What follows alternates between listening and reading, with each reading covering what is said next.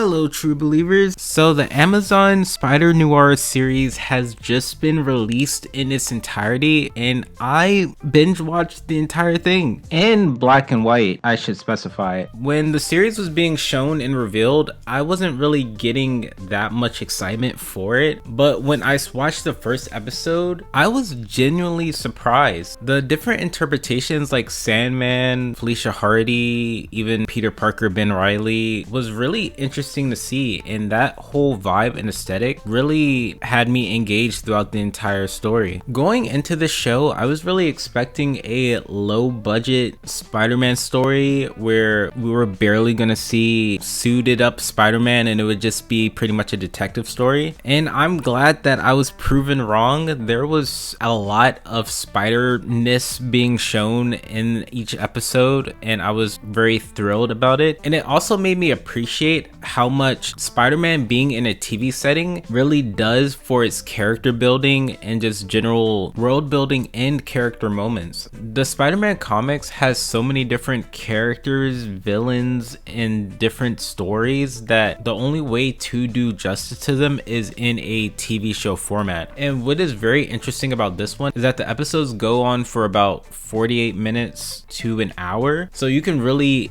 get these moments with these characters versus a 30-minute animated TV show made for kids to teenagers or a 2.5-hour movie. What I'm getting at is that it was very refreshing to see a live action Spider-Man series that actually has a very good amount of Peter Parker, Ben Reilly, whatever you want to call him, actually being Spider-Man and doing Spider-Man things. And that was just something I was just not expecting when I started watching the show. I'm not going to talk about any spoilers of the show or any big scenes. I really genuinely want everyone to watch it because it is a good watch. And I would recommend that you watch it in black and white because I believe that a lot of the scenes were shot specifically for black and white. But I really enjoyed the world building. I liked the character moments with Kat, the Felicia Hardy of the universe. It was really interesting seeing Peter Parker, Ben Reilly be funny and actually have Spider-Man just being a kind of a funny character even without the mask, which I thought was really great. The only thing that was, I'm not gonna knock it from however I think of the overall show, there was one specific episode where you just get full on Nick Cage and all of his whatever he is. You get all of it in episode 6, and I just want to specify that episode because you get the full Cage experience. But regardless of that, I really enjoyed the show more than I thought I would. The action scenes seemed fine. Whenever he used his powers was very interesting, even when he wasn't fully in the suit. I enjoyed it a lot. Looking online, there's a lot of clips of people complaining and saying that certain scenes look bad, but a lot of the clips that I've been seeing them talk about it have been in color, and watching the show you can genuinely see that it was made for the intended viewing of it being in black and white. Every scene that I've seen in color looks a little bit odd, but watching it in that black and white setting, you can see how everything was shot and the angles and the perspectives seemed like it was just made for that black and white experience, and I enjoyed it a lot. I really did, and I really hope that this does lead to potentially getting a actual Spider-Man series with Tom Holland. I know that's not gonna happen, but if Sony and Marvel actually put the budget to make a really good Disney Plus Tom Holland show where you can focus on all the characters and maybe do plot lines that probably couldn't be done in a movie, me personally, I would want a Clone Saga. I feel like that would be a little interesting. I feel like that'd be pretty funny. Maybe a Superior Spider-Man arc, even though whenever I found out that arc happened when I was younger, I almost had a heart attack. But I believe live action Spider-Man is a very good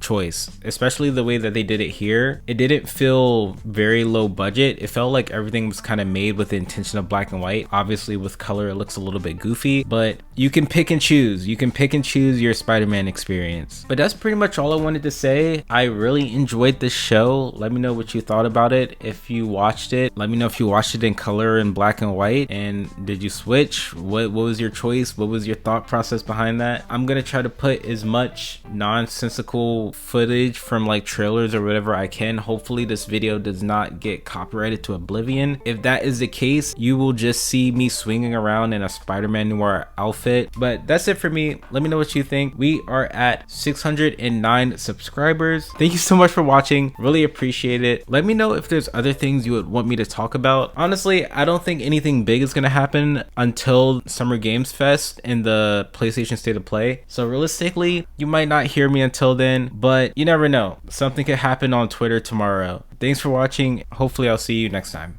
Goodbye.